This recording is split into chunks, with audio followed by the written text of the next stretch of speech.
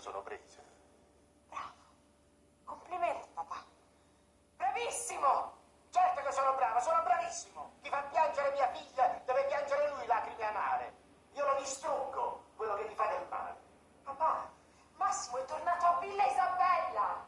È tornato da quella.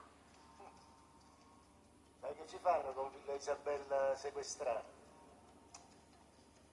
Lo scandalo li travolgerà a questi pezzenti dei Galiano. E poi vedrai se non vendono. Vedrai. Ma tu sai pensare soltanto agli affari. No, io so pensare anche al bene di mia figlia. Carolì, tu un giorno mi ringrazierai. Come no?